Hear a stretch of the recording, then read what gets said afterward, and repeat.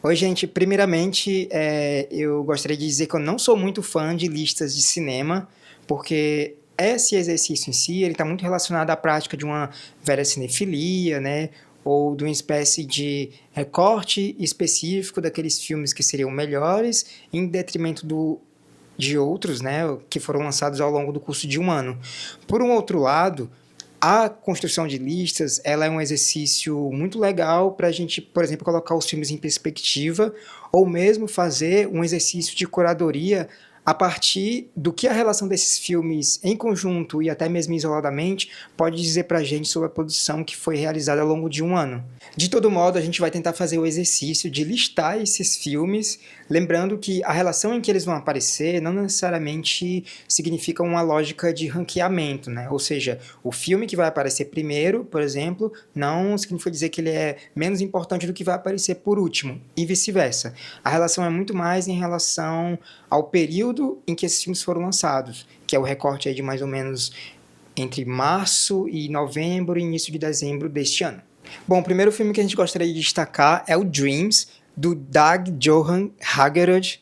Apesar de ser um filme assim bem lírico, né, e ser uma narrativa de amadurecimento, ele não cai dentro dos clichês que a gente assiste, por exemplo, dentro dos filmes em que a gente tem um adolescente que vai passar por um período de transformação, né, a partir de determinados eventos que acontecem na vida dele.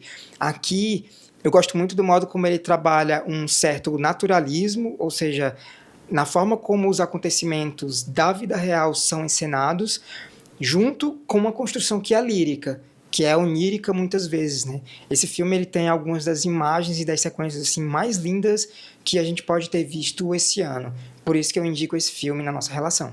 Bom, o próximo da relação é um brasileiro, Oeste Outra Vez, que para mim é o melhor filme brasileiro de 2025, né?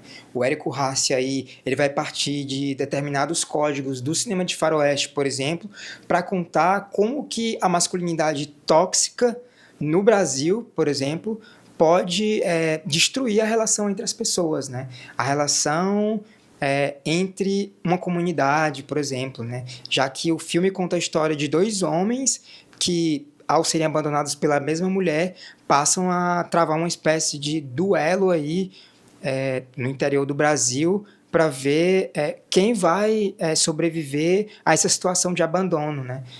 O Érico, ele consegue construir um filme que ele é muito cinematográfico, assim.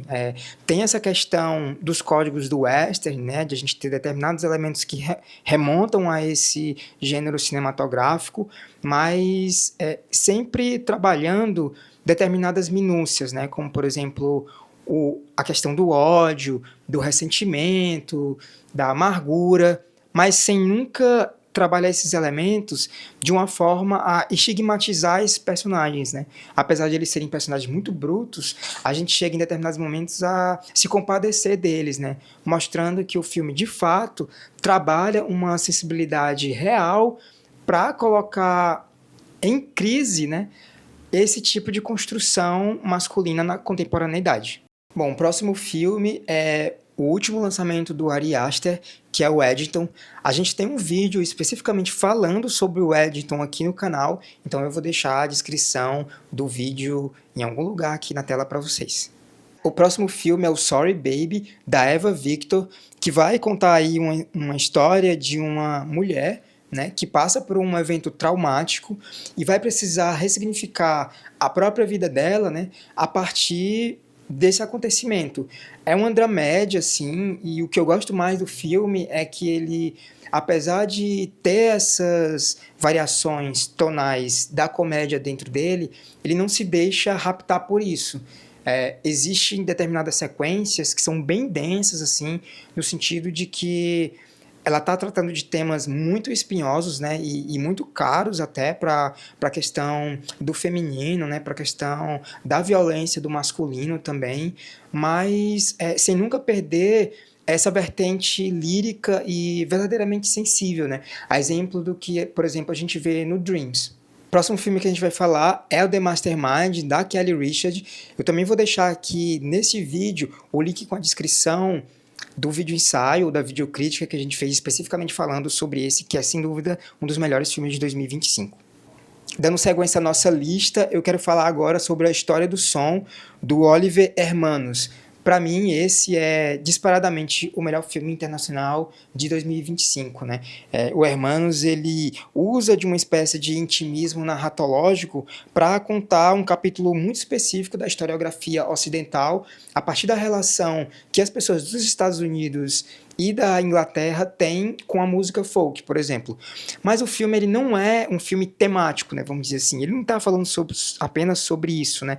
Ele é um filme queer, vamos dizer assim, né, que vai falar da relação entre dois homens nesse período aí um pouco antes da Segunda Guerra Mundial e vai contar com muita sensibilidade também como que essas relações se constroem de forma íntima, de forma particular, mas também como que a relação desses personagens com a sociedade em volta deles cria essa espécie de cosmologia, né, em torno da importância de um país reconstruir a sua memória e projetar a cultura dela para o futuro, né, para gerações futuras. Por isso eu entendo que esse é, sem sombra de dúvidas, um dos filmes mais bonitos e importantes desse ano. Bom, o próximo trabalho é o Foi Apenas um Acidente, do Jafar Panahi. O filme foi um grande destaque no Festival de Cannes desse ano, né? Vencedor da Palma de Ouro. Panahi é um realizador iraniano que é um dos mais importantes do cinema contemporâneo, principalmente pelo fato de ele fazer um cinema social. Um cinema que vai trazer narrativas de pessoas reais, né, para dentro do escopo da arte, mas também um cinema que ele é muito crítico, né, e que endossa muitas vezes a própria condição que o próprio Panahi teve que viver ao longo dos últimos anos, né. Ele foi um realizador que foi muito perseguido e ainda é muito perseguido pela polícia do Irã, né? Ele foi preso político e especificamente o Foi Apenas um Acidente dialetiza muito essa questão, né? Do que é certo e do que é errado, do que se deve fazer contra os seus captores, né? Ou contra aquelas pessoas que a gente pode ter como inimigos, né? Principalmente quando essa ameaça vem da figura do Estado, por exemplo, né? O que fazer quando você pode, de repente, dar uma resposta para isso, né? Você recua, você avança, você cai no discurso do inimigo. Eu acho que tudo isso são questões que o Panahi dialetiza no seu filme e tornam essa uma das obras mais potentes de 2025. Bom, o próximo filme em destaque é mais um brasileiro, A Queda do Céu, da Gabriela Carneiro da Cunha e do Eric Rocha. Esse é um dos filmes mais importantes de 2025, porque apesar dele colocar as questões indígenas no centro da discussão do filme, já que ambos os realizadores acompanham a comunidade indígena dos Yanomamis durante um período ali de uma festa muito tradicional deles, ele aponta a câmera para esses personagens, né, para essas pessoas, num exercício de observação, né? Uma observação que ela não está ali para instrumentalizar aquilo que aquelas pessoas estão fazendo, né? Aquilo que está sendo colocado em discussão, em questão dentro do filme, né?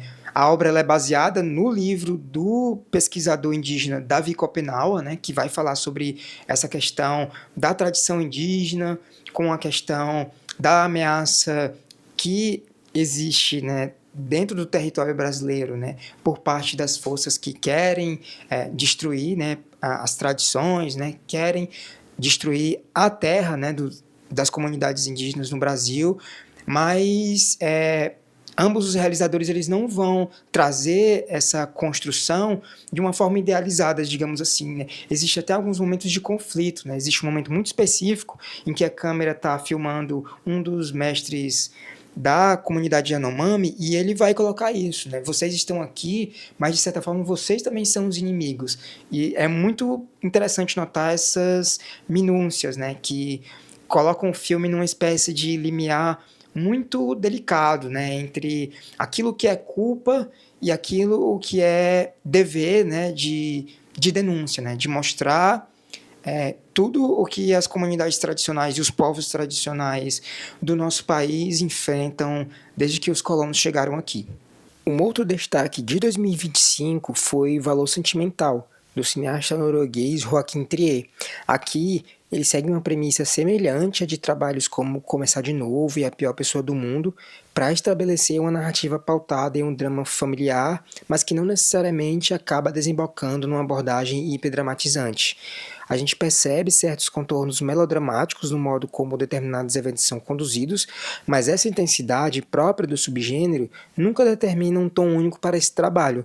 Penso que uma das principais potências desse filme é o modo como o diretor equilibra muito bem esse fluxo entre uma vertente dada a uma lógica dialética e uma perspectiva mais estilizada na construção de determinadas imagens ou paisagens sonoras que, juntas, criam uma ambiência sempre muito intimista e carregada de sensorialidades. Mais um brasileiro na lista, dessa vez destacando o curta-metragem. Muita gente não considera o curta-metragem na relação dos filmes de melhores do ano, por exemplo, mas eu acho interessante trazer, porque o curta-metragem é sim um dos formatos mais importantes dentro da construção cinematográfica ao redor do mundo. E aí eu venho destacar aqui o filme Canto, do Danilo Daer. É um curta de 25 minutos, né? Foi exibido no Cine Ceará desse ano e foi um dos filmes que mais impressionou ao longo desse ano, porque é um filme que ele trabalha minúcias daquilo que um projeto de longa-metragem, por exemplo, pode ser. Ele vai contar a história de um período de uma tarde de uma mãe que precisa arranjar emprego para lidar com as despesas que ela tem com o filho, né? Ela é uma jovem mãe solo que vai sair aí pela cidade em busca dessa ocupação, né?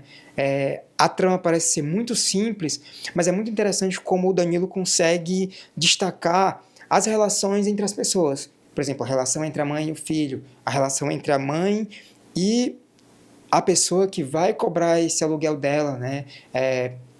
As relações interpessoais, elas são colocadas de modo a fazer com que a gente entenda que existe uma dialética entre as pessoas, né? E de que essa dialética não necessariamente ela precisa desencadear ou acabar em briga, em discussão, em insulto. É muito sutil a forma como essa contraposição de visões, por exemplo, é estabelecida dentro do filme, né? O que faz com que a gente entenda que esse é, sobretudo, um filme maduro. Um filme feito por um realizador que tem uma maturidade, apesar de ser muito jovem, para olhar para temas universais dentro de um microcosmo muito específico, por exemplo.